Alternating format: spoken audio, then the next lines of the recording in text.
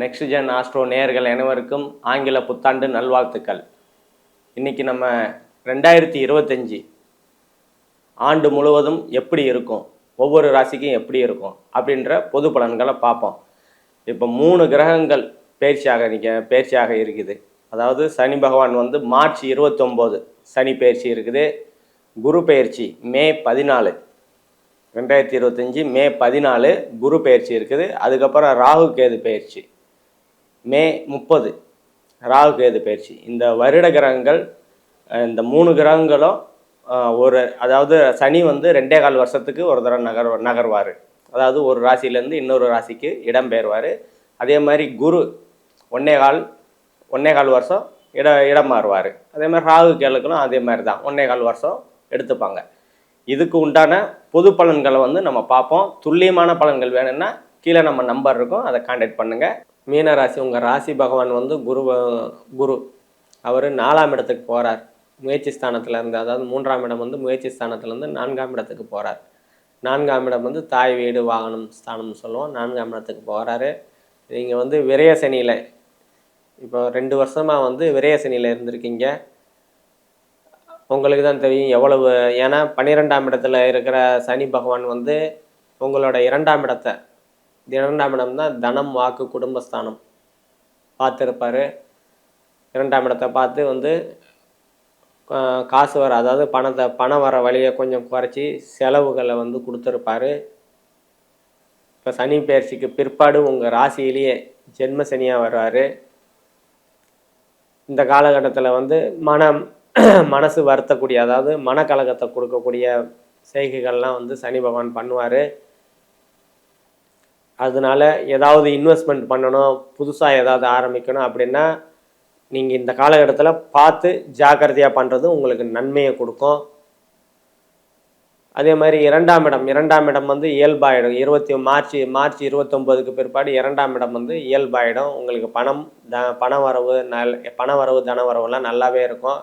யாருக்காவது வாக்கு கொடுத்தீங்கன்னா அதை நிறைவேற்ற தன்மைகள் வந்து மார்ச் மாதத்துக்கு பிற்பாடு உங்களுக்கு நல்லாவே இருக்கும். அதேமாதிரி குடும்பத்தில் இருந்து வந்த பிரச்சனைகள்லாம் வந்து நல்லா, அதாவது குடும்பத்தில் ஒற்றுமைகள் அதிகரிக்கக்கூடிய நல்லாவே இருக்கும். அற்புதமான ஆண்டாக நல்லாயிருக்கும்.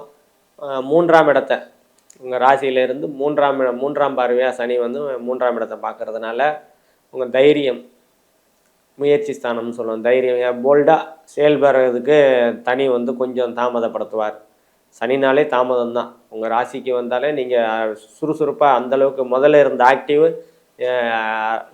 ஜென்ம சனியில் வந்து அந்தளவுக்கு இருக்க மாட்டீங்க. தள்ளி போடுற மாதிரி, எதாக இருந்தாலும் அப்புறம் பார்த்துக்கலான்ற மாதிரி தான் உங்களோட எண்ணங்கள் வந்து சனி கொடுப்பாரு. அதே மாதிரி இளைய சகோதரன் ஸ்தானம் சொல்லுவோம். இளைய சகோதரன்கிட்ட கருத்து வேறுபாடு இருக்கும். அதெல்லாம் விட்டு கொடுத்து போகிறது உங்களுக்கு நன்மையை கொடுக்கும் இந்த காலகட்டத்தில். அதே மாதிரி 4ஆம் இடத்துல குரு பகவான் இருக்கிறதுனால வீடு வாகனம் யோகம்லாம் வந்து உங்களுக்கு நல்லாவே இருக்குது. அதே மாதிரி தாயால் அனுகூலங்கள் ஆதாயங்கள், தாய் வழி உறவுகளால் அனுகூலங்கள் ஆதாயங்கள், தாய் மாமன்களால் எல்லாமே வந்து அற்புதமாக அமையக்கூடிய நல்ல ஒரு காலகட்டங்கள் தான். தாய் வழியிலேருந்து சப்போர்ட் நல்லா இருக்கும், அதில் ஒரு குறை இருக்காது. அதே மாதிரி 5ஆம் இடத்துல செவ்வாய் நீச்சமாக இருக்கிறதுனால குழந்தைகள் மீது கொஞ்சம் கவனம் செலுத்துறது உங்கள் நல்லது. குலதெய்வ வழிபாடு இந்த காலகட்டத்தில் நீங்கள் பண்ணால் நல்லாயிருக்கும். அதே மாதிரி 6ஆம் இடத்துல கேது பகவான் இருக்கிறதுனால, ஏன்னா ஒளி கிரகத்தோட சூரியன் வந்து ஒளி கிரகம், இது வந்து கேது பகவான் வந்து நிழல் கிரகம். அதனால கேது பகவான் வந்து சிம்மத்தில் அந்தளவுக்கு வந்து பலன் கொடுக்க மாட்டார். இருந்தாலும் ராகுவோட கம்மியாக தான், அதாவது கெடுதல் பண்ணுவார் கேது. அதனால ஒன்றும் பிரச்சனை இல்லை. வேலைகளில் சிறு பிரச்சனைகள் இருந்தாலும் அது சரியாகக்கூடிய தன்மைகளாக தான் இருக்கும். அதே மாதிரி கடன் நோய் எதிரி ஸ்தானம் சொல்லுவோம். ஏதாவது நோய் இருந்தாலும் அதுவும் கட்டுக்குள்ளே தான் இருக்கும், பெருசாக வந்து பாதிப்புகள் இருக்காது. அதே மாதிரி 7ஆம் இடத்துக்கு சனியோட பார்வை இருக்கிறதுனால கணவன் மனைவிக்கிடையே கருத்து வேறுபாடெலாம் இருக்கும். விட்டு கொடுத்து போகிறது உங்களுக்கு நல்லா நன்மையை கொடுக்கும். அதே மாதிரி நண்பர்கள், தொழில்துறை பாற்றர்கள்லாம் 7ஆம் இடம் தான். அவங்கக்கிட்டலாம் கொஞ்சம் விட்டு கொடுத்து போகிறது உங்களுக்கு நன்மையை கொடுக்கும். அதே மாதிரி உங்களோட 8ஆம் இடத்துக்கு செவ்வாயோட பார்வையும் இருக்கும். அதை விட குருவோட பார்வை 5ஆம் பார்வையும் இருக்கிறதுனால திடீர் அதிர்ஷ்டம், திடீர் பணவரவு, தடைகள் தாமதங்கள்லாம் நீங்கக்கூடிய தன்மைகள்லாம் உங்களுக்கு நல்லாவே இருக்குது. போன வருஷம்லாம் பொண்ணு பார்த்தேன், அமையவே இல்லை. வீடு கட்டிகிட்டே இருந்தேன், கையில் காசெல்லாம் இருக்குது, முடியவே மாட்டேங்குது. அந்த மாதிரி தன்மைகள், அந்த தடைகள்லாம் வந்து குரு சரி செய்யக்கூடிய அற்புதமான காலகட்டங்களாக தான் உங்களுக்கு இது இருக்கும். திடீர் பண வரவெல்லாம் வரக்கூடிய தன்மைகள் இருக்கும். உங்கள் காசை தான் ரொம்ப நாளாக கேட்டுக்கிட்டே இருக்கிறேன், கொடுக்க மாட்டேன்றாங்க அப்படின்ற மாதிரி காரணம் திடீர்னு அவரே வந்து கையில் கொடுத்துட்டு போகிற அமைப்புகள்லாம் இந்த காலகட்டத்தில் உண்டாகும். அதே மாதிரி 9ஆம் இடம் வந்து இயல்பாக இருக்கிறதுனால தந்தை ஸ்தானம், பாக்கியஸ்தானம்னு சொல்லுவோம்.